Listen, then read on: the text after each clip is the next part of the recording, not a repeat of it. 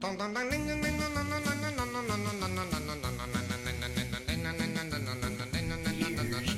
Baseball.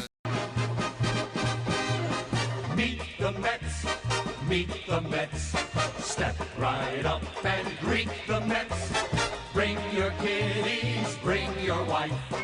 Guaranteed to have the time of your life, because the Mets are really socking the ball, knocking those home runs over the wall. East side, west side, everybody's coming down to meet the METS Mets of New York town.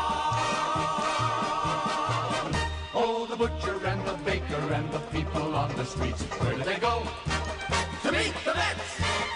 Oh, they're hollering and cheering and they're jumping in their seats. Where do they go? To meet the Mets! Hello and welcome back to another amazing episode of Johnny Baseball. As you can see, today we're going to be talking about the St. Louis Cardinals. No, actually today we're going to be talking about the New York Mets, and I have a very special guest today, Mr. Matt Harvey, one of the aces of the New York Mets staff. He's joining us by phone. Hi Matt, thanks a lot for joining us. All right, thank you. I know things are pretty busy right now with your rehabilitation and spring training going on and all that. Why don't you give us a rundown of what you've been up to this off season? We chose to go the route of rehabbing, and I strongly believe that that's going to work and pay off. But today I'm here talking about Qualcomm and hoping I can help them out as much as possible. Okay, I mean, you'll have a minute to talk about Qualcomm later on in the program, but I just thought maybe just right off the bat you might want to address the Mets' upcoming season, what your expectations are as a pitcher. Do you have any limitations from your surgery? We can set up another call if you'd like to about that subject, but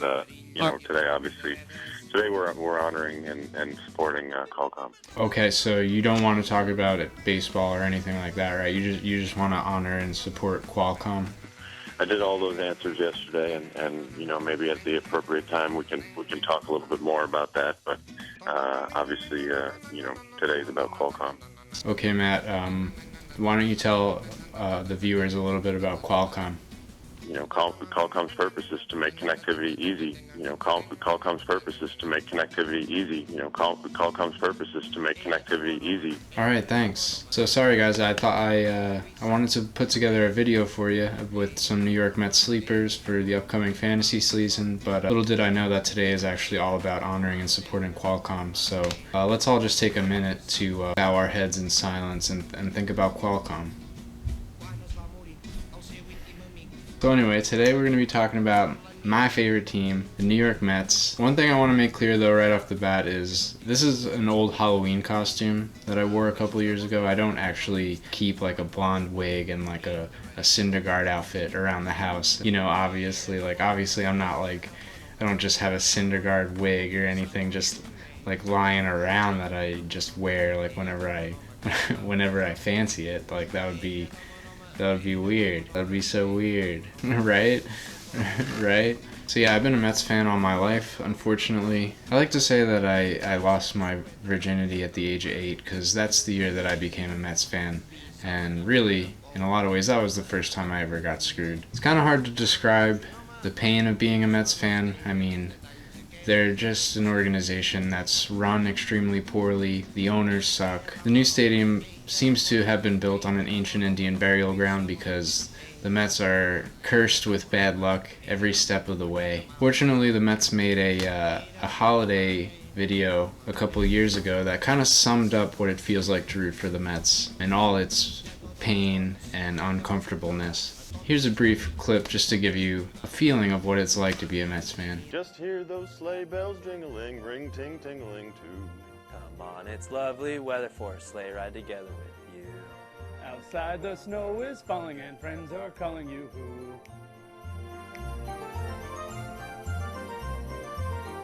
Yeah, the PR people who put that video together and thought it would be a good idea to get a bunch of tone-deaf, disinterested athletes together to sing A Christmas Carol. That line of thinking is something that permeates the entire Mets organization. There's just no foresight, there's no planning, there's no rationale anywhere to be found. on this entire team. So let's move on before I get all worked up, because I already feel it. I already feel the rage bubbling up from the surface. So first up, we're going to talk about Jose Reyes. Jose Reyes is going to most likely be the starting third baseman for the Mets this year. Oh, Wilmer, don't cry, buddy. It's okay. It's just not your time yet. Seriously, you're a really talented dude. You're gonna be fine. One of these days, you're gonna get your shot. Come on, don't cry, buddy. Don't cry. You're gonna be all right. You're gonna make it one day. Keep your chin up. There you go. That's my little champion. So as I was saying, Reyes is going to be the Mets' third baseman this year, thanks to David Wright having a permanently broken back. I broke my back. What do you mean by that? My back is broken.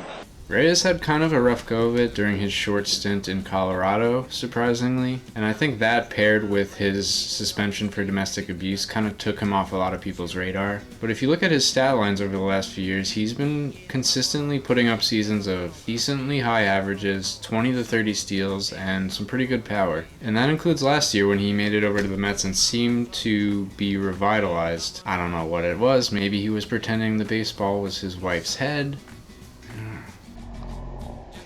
So last year he set a career-high strikeout percentage with a 17.6% rate. Obviously that's a little troubling, but that's still an above-average rate. And the fact that he posted his highest ISO since 2008 when he hit 16 home runs tells me that he was probably selling out for power last year. A theory that's also supported by the drastic increase in his fly ball percentage compared to his career averages. The cool thing is the home run per fly ball was actually above his career average rate, but still within line of league average, and the BABIP was a totally normal 302. He's only eligible at third base in most leagues, but he's played a little bit of shortstop so far in spring, and I could see him definitely moving around the diamond to give guys like Walker, who's coming off an injury, a day off, Asmongold Cabrera, who also had an injury last year. So I think there's a pretty good shot that he picks up shortstop and or second base eligibility and pairs that with his third base eligibility, which gives you a nice versatile player. Probably talking about something like 270, 330, 440. I think the power increase might be a change in approach and might be legit, so I'm going to project him for 10 home runs, and I think the speed's still there, so I would say 20 to 25 stolen bases. For a guy whose ADP is 315, I think he's going to give you something of a poor man's version of Jose Ramirez, who is currently being drafted over 200 spots earlier than him. Alright, next up is Asmongold Cabrera. Who doesn't love a little ass dribble, if you know what I mean? If you know what I mean.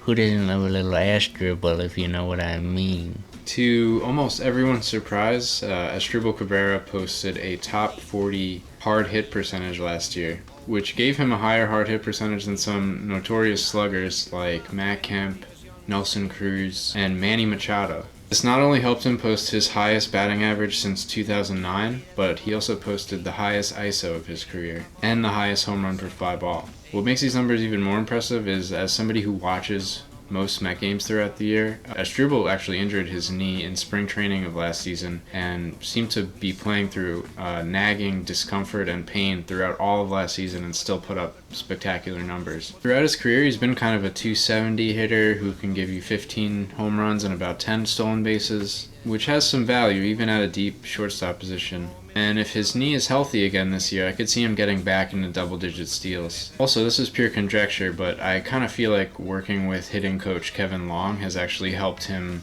improve his left-handed swing. Long is kind of notorious for helping Granderson refine his swing a bit more and essentially turn him from a guy who had about average power to somebody who ended up hitting over 40 home runs as a Yankee. The reason that I think that he helped Cabrera is he has a career 262 average versus lefties, but last year he absolutely demolished them and posted a 321 average against them. So the hard hit percentage, the double-digit steals that he can give you, the sudden improvement of his left-handed swing. I mean, if all these changes are legit, I could see Asmongold posting something like a 275, 20 home run, 10 stolen base season. And he's going at pick 281, so I think he gives you a little bit of flexibility in being able to wait on shortstop and pick him up for cheap and get a really good amount of value out of him. Alright, so last but certainly not least is my doppelganger, Robert Gettleman. I know it sounds absolutely crazy, but I am not banking on the Mets to stay healthy this year. Literally 80% of their rotation is coming back from some kind of arm surgery, and the only one who isn't, Noah Syndergaard, actually pitched through bone chips for most of last year, which he never had addressed, and is something that could honestly crop up at any point this year. So that brings me to Robert Gettleman, one of the most surprising entries on most prospect lists this year. Gettleman actually filled in extraordinarily well at the tail end of last year for the Mets. Him and Seth Lugo actually pushed the Mets into a playoff berth where they were quickly and heartbreakingly defeated by the Giants and Connor Gillespie, who should have been teaching math somewhere. So Gettleman had a good year, and the peripherals back up what he managed to do, which is very encouraging. The velocity was there in both his fastball and his slider, and that slider actually had a lot of things going for it, including a 17.9% swinging strike percentage and a 70.6 ground ball percentage, which is great. You know, there's this thing called the Worthen slider, which is apparently kind of a mix between a slider and a cutter that Dan Worthen has been teaching a lot of the Mets pitchers. It's really just a really hard slider that doesn't have quite as much movement. And apparently Gettleman picked it up when he came to the majors last year. Overall, he did a really nice job of getting ground balls on his pitches, not just the sliders. His two-seam fastball, which is his most thrown pitch, actually generated 63.5% ground balls. And he's actually posted good ground ball percentages throughout his time in the minor leagues. So I'm pretty encouraged that this is a real skill that he has. Baseball Prospectus actually ranked his curveball as a 50 grade pitch on the 2080 scouting scale, which means it's about league average. So